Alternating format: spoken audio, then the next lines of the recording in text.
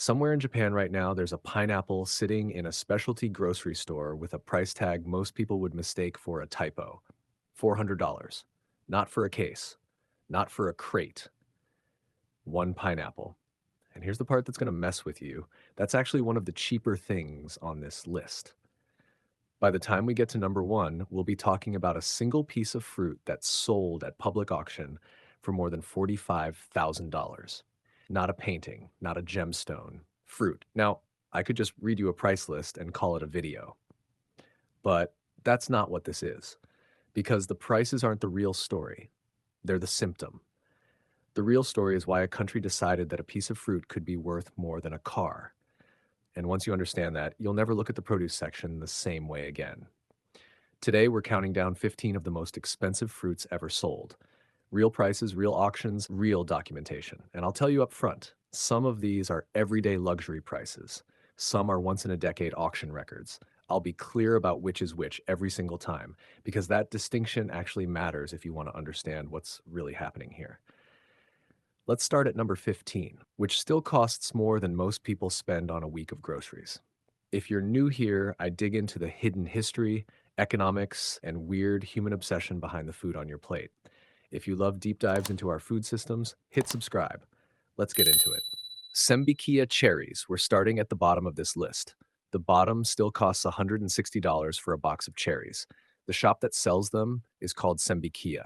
It's been open since 1834, nearly 200 years, and it's still operating today across more than a dozen locations in and around Tokyo. This is not a boutique pop-up. This is an institution. Their cherries are grown in small glass houses, monitored individually, sorted so that every single cherry in a box matches the next one. Same size, same color, same weight before it's allowed to leave. $4 a cherry, 40 cherries a box, $160 for something you could finish in one sitting. Now ask yourself, why would anyone pay that? The answer isn't really about taste.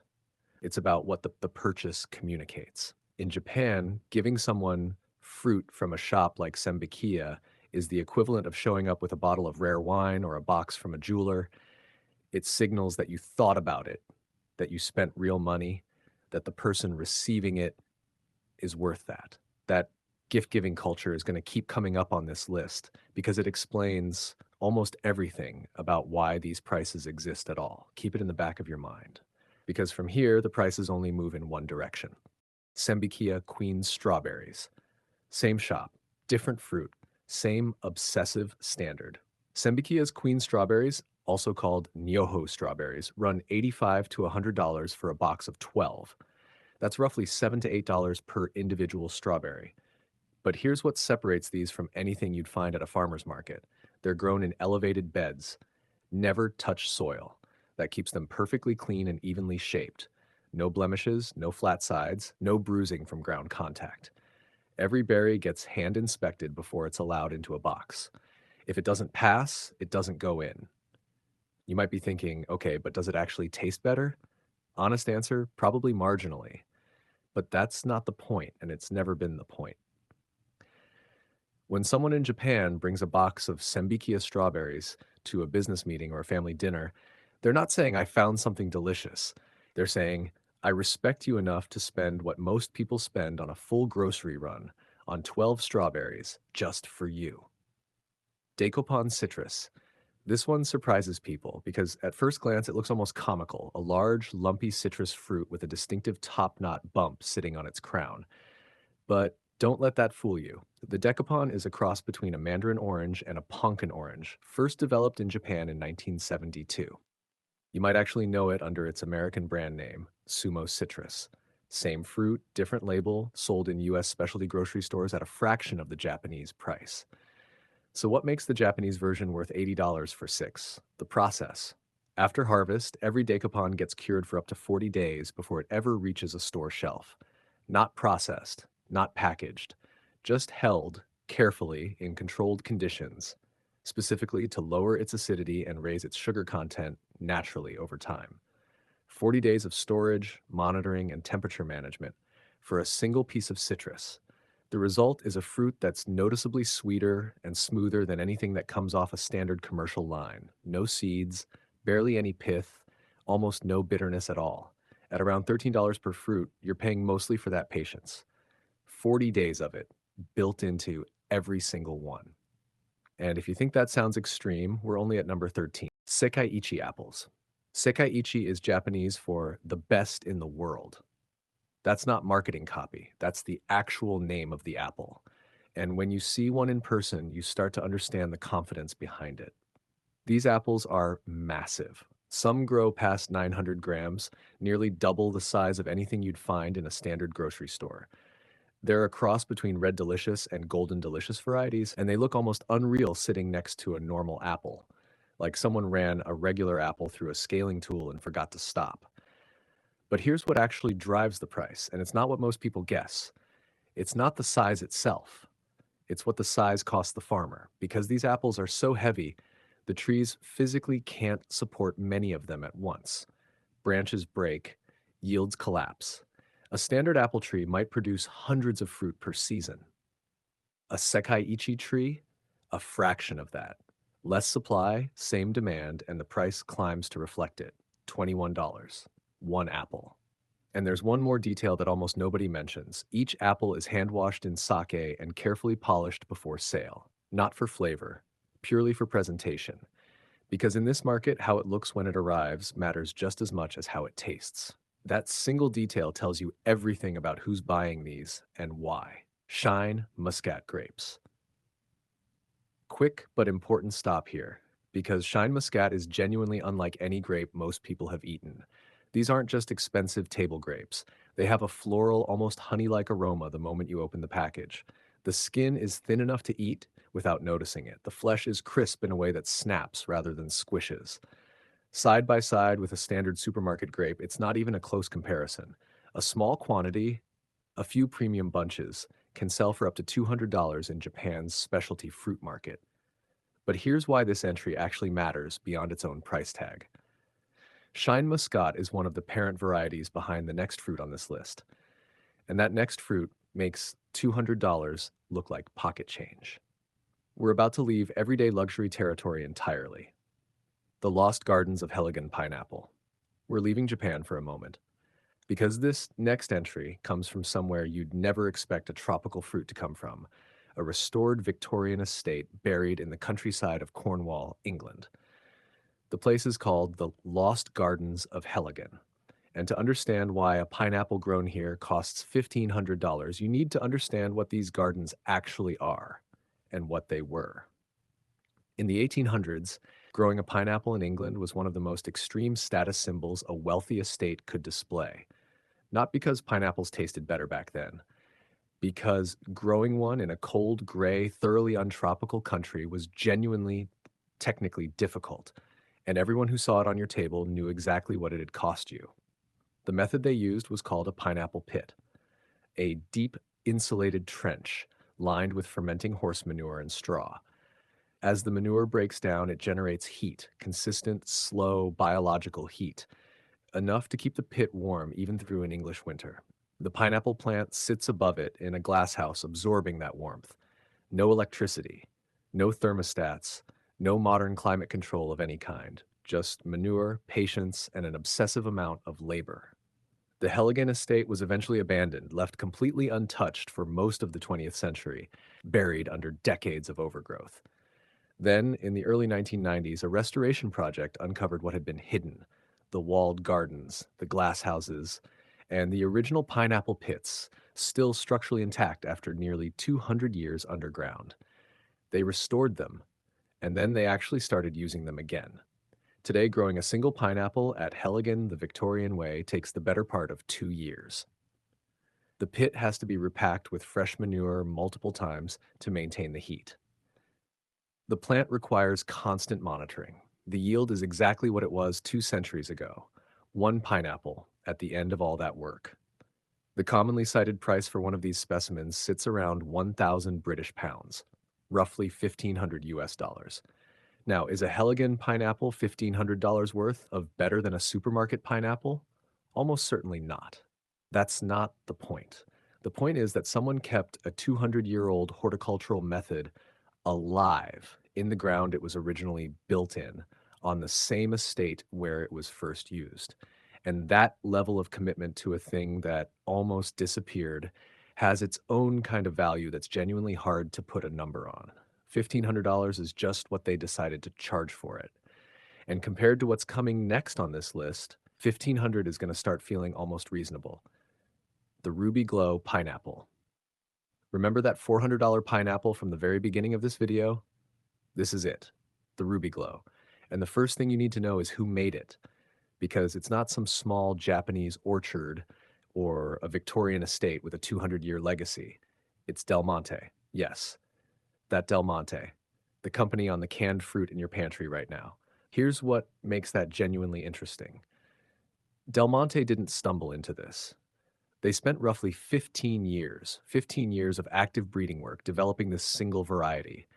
That's not a marketing decision.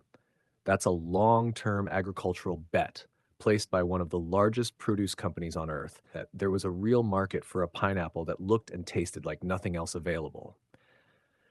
The Rubyglow is grown in a specific tropical region of Costa Rica. It takes close to 2 years to fully mature, nearly double the timeline of a standard commercial pineapple. And when it's ready, that exterior is genuinely striking. A deep red-orange skin, almost burnished, that photographs like nothing you'd expect from a piece of fruit.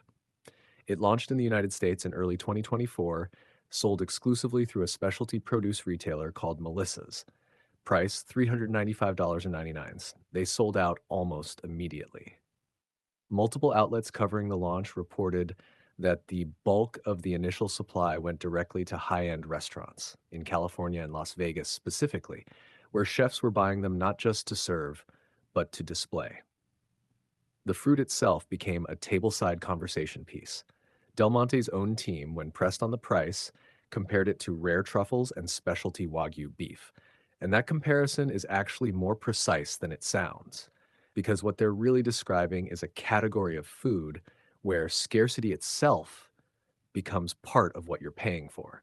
The experience of having something most people have never seen, let alone tasted. What's remarkable about the Rubyglow is that it's the first time that particular playbook, the one Japan has been running for decades, arrived in the American market at full scale. A Western company applying Eastern luxury fruit logic to a fruit most Americans think of as a $1.50 can on a grocery shelf. A few thousand pineapples worldwide per year. That's not a production bottleneck, that's a deliberate choice. And it worked. Subscribe if you haven't. Hit the bell because the next video in your feed is going to hit the same way this one did, and you don't want to miss it by accident. Okay, top 8. From here, the prices stop feeling like luxury and start feeling like something else entirely. The square watermelon. This one is exactly what it sounds like, a watermelon, shaped like a perfect cube. And before you ask, no, it's not a different species. It's not genetically modified. The trick is far simpler than that, and honestly more interesting. Farmers place a young watermelon, still small, still actively growing, inside a rigid square mold. The melon has no choice. It fills the shape of whatever contains it. By harvest time, you have a geometrically perfect cube of watermelon sitting in your field.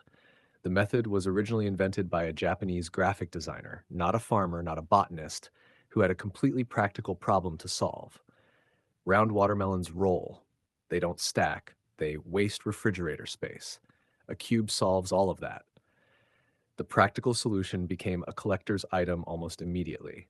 A standard square watermelon sells for around $200.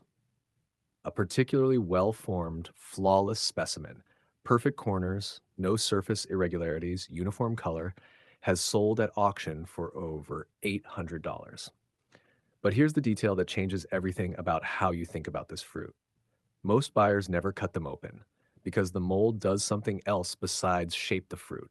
It interrupts the ripening process. All the energy that would normally go into developing sweetness and texture gets redirected into fighting the rigid walls of the mold instead.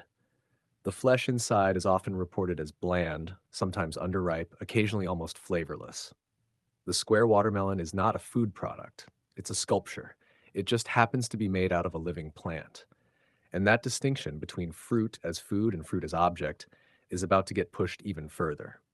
Because the next entry on this list turned a single mango into something that functions less like produce and more like a luxury timepiece. Taiyo no Tamago, the egg of the sun. Taiyo no Tamago. In Japanese, that translates to egg of the sun. Take one look at a certified specimen and you'll understand why. The skin is a deep, burnished red-orange, not the blotchy green-yellow of a standard supermarket mango, but an even, almost lacquered color that looks like it was applied deliberately. These come from Miyazaki Prefecture on Japan's southern island of Kyushu. And the variety they're built on, the Irwin mango, didn't even originate in Japan. It was developed in Florida in the mid 1900s, brought to Japan, and then spent decades being refined and perfected until it became something the original Florida farmers probably wouldn't recognize. But the variety is only part of the story. The qualification standards are where things get serious. To carry the Taiyo no Tamago label, a mango has to clear strict benchmarks. Minimum weight of 350 grams, a sugar content well above a standard mango, and a deep, even red color covering the majority of its skin. Miss any one of those three criteria, anyone, and that mango gets sold under a different, cheaper label. It never makes the cut. And there's one more requirement that separates these from every other premium fruit we've covered so far. They're never picked. Standard commercial mangoes get harvested early, pulled from the tree before they're fully ripe so they can survive the shipping process. Taiyo no Tamago are left on the tree until they're completely, perfectly ripe and then allowed to fall naturally. Nets are stretched beneath each tree to catch them when they drop. The fruit decides when it's ready, not the farmer, not the market. Regular Miyazaki mangoes, the ones that don't clear the Taiyo no Tamago standard, still sell for around $50 each, already an extraordinary price for a mango. But a certified top-grade matched pair, presented as a formal luxury gift set, has reportedly sold for as much as $4,000 for two mangoes. Now here's the detail I find most remarkable about this entire entry, and I want you to actually sit with this for a second. Mango farming in Miyazaki Prefecture didn't begin until around 1984. 40 years ago, this region had no mango industry, no reputation, no identity connected to this fruit whatsoever. In 4 decades, they built one of the most recognizable luxury food brands on earth from scratch. That's not agriculture. That's brand building at a level most consumer product companies never achieve. And it raises a question worth keeping in mind as we move into the top six. How much of what we're paying for in any of these fruits is the fruit itself, and how much is the story attached to it? We're about to find out. The white jewel strawberry. This one stops people cold. A strawberry. Completely, entirely white. Not pale pink, not faded red. White. The way a pearl is white. And if your first instinct is that something has gone wrong with it, that it's underripe or diseased or some kind of mistake, that's the exact reaction most people have the first time they see one. Nothing has gone wrong. This is exactly what it's supposed to look like. The white jewel strawberry is bred specifically to suppress anthocyanin, the pigment compound responsible for the red color in virtually every strawberry variety you've ever encountered. Without anthocyanin, the fruit stays white from the moment it begins developing until the moment it's harvested, fully ripe, completely white. It's grown by a single producer in Japan's Saga Prefecture. One farm, one variety, one source in the entire world. And here's the detail that makes the economics genuinely interesting. Only about 10% of each crop comes out fully white. The remaining 90% develop at least some pink tinting during the growing process. A small blush, an uneven patch, a hint of color somewhere on the skin.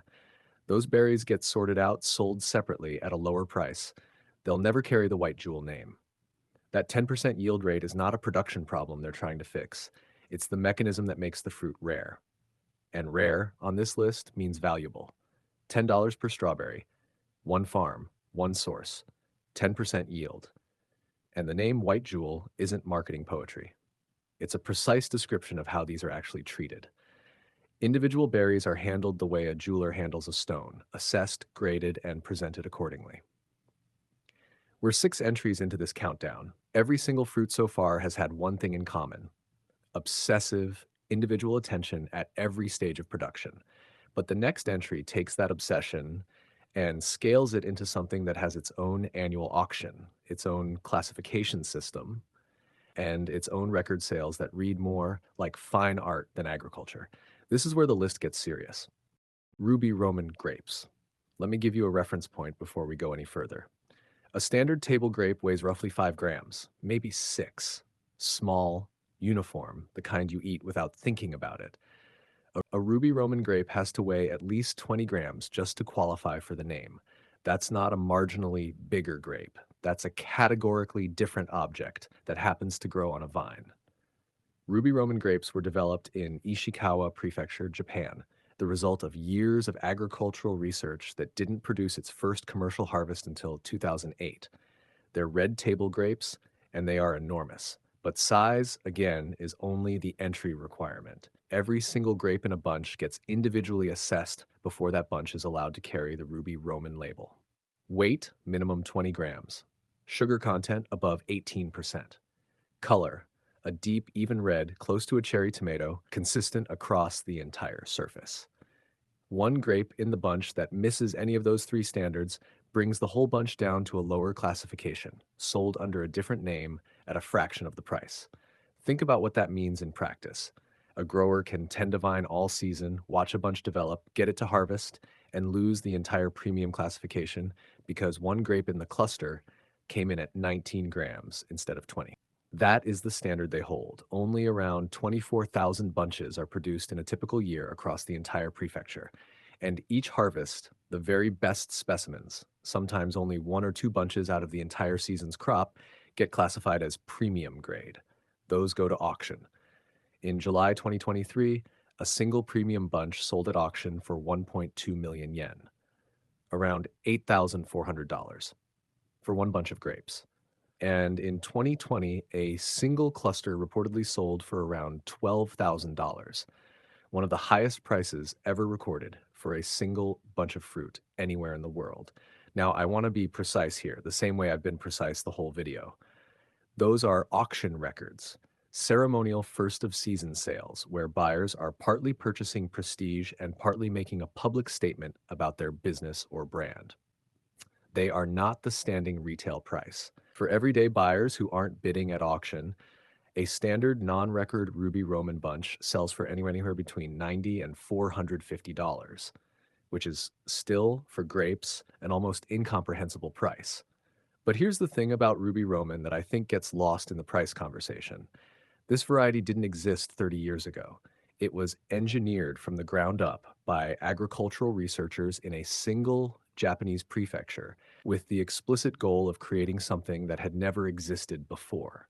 Not just a grape that operated in an entirely different category from every other grape on earth. And they succeeded so completely that a single bunch of them now sells for more than most people's monthly rent. The top 4 on this list are going to make that look like a bargain. Seriously, brace yourself. The Densuke watermelon. You've never seen a watermelon that looks like this. Most watermelons are striped, alternating bands of dark and light green that you've been looking at your entire life. The Densuke is not striped. It's a deep, uniform black-green, almost obsidian, with no markings, no variation, no pattern whatsoever. Just a smooth, dark sphere sitting there looking like it arrived from a different planet. It's grown almost exclusively on the northern Japanese island of Hokkaido, a region known for rich volcanic soil and a climate cold enough that the growing season is short, concentrated, and intensely managed. Only a few thousand Densuke watermelons are harvested each year. The entire global supply fits inside a number you could count if you had enough time. And the fruit itself is genuinely different from what you're used to. The flesh is crisp, not soft, not yielding, but firm in a way that snaps cleanly. The sweetness is intense and consistent from edge to center, which is unusual. Most watermelons get less sweet as you move away from the core, and there are almost no seeds. The eating experience is, by most accounts, noticeably better than any standard watermelon, but none of that explains a $6,000 auction price. For that, you need to understand what the auction actually is. Every year, the very first Densuke watermelon of the new harvest season goes to a ceremonial auction. Not because it's necessarily the best specimen of the year, the season has barely started, but because being the buyer of the first fruit of the season carries its own kind of cultural weight in Japan. It's a public statement, a gesture of support for local agriculture, an announcement made in front of other bidders and the press that your business values this product and this region enough to pay whatever it takes to claim it first.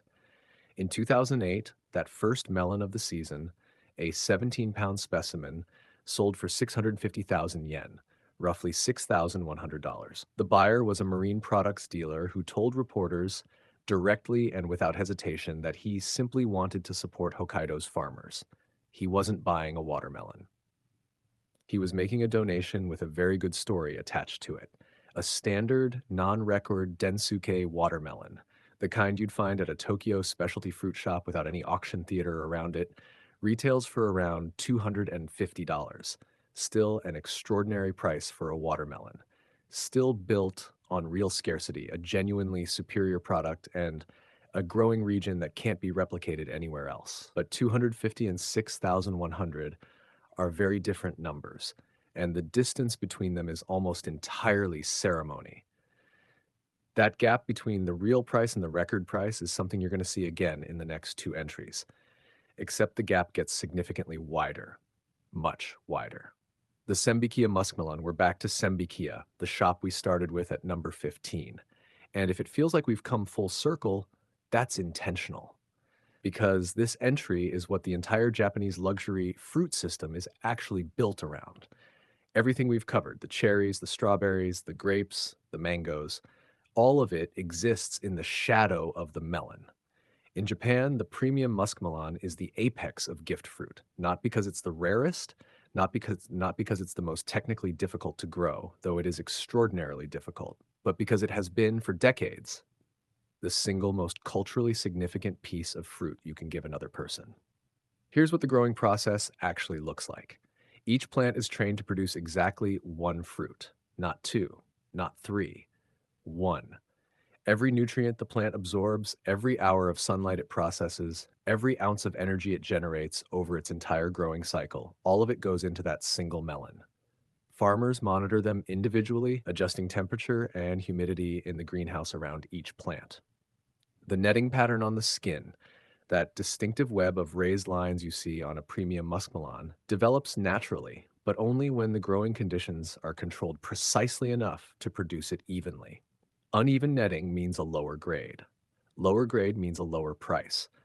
When it's ready, it doesn't go into a produce bin. It gets wrapped in tissue paper, placed in a purpose-built wooden or cardboard box designed specifically for presentation and sold as a complete gift object. The box is part of the product. The unwrapping is part of the experience. A premium Sembikiya muskmelon sells for anywhere from $150 to over $300 individually for a melon, and it will be received by whoever is lucky enough to get one, the way most people in other countries receive flowers or wine. Except it signals more, because everyone who sees it knows exactly what it cost and exactly what it means that someone spent that. Now, I mentioned this entry exists in the shadow of something larger. The muskmelon is number 3 on this list. It is not number 1, and the fruit sitting above it 2 entries away also happens to be a melon, also grown in Japan, also sold one fruit per vine. But the similarities end there, because what happens to that melon every single spring in a small city on the island of Hokkaido is something that makes $300 look like a rounding error. 2 entries left. You've come this far. Don't stop now. Ruby Roman grapes. We already covered Ruby Roman in detail, so this is brief. $12,000. One bunch of grapes. The second most expensive fruit item on this entire list. We put it here rather than at 5, so you can feel the scale of what's above it, because what's above it sold for nearly 4 times that price. The Yubari King melon. This is it. The Yubari King. And if everything we've covered so far has been building towards something, the gift culture, the single fruit per vine standard, the ceremonial auctions, the obsessive growing conditions, this is where all of it converges. The Yubari King is a cantaloupe hybrid, a cross between 2 other melon varieties, grown exclusively around the city of Yubari on Hokkaido's volcanic plains, the same island as the Densuke watermelon, same rich soil, completely different level of prestige. Each plant produces one melon.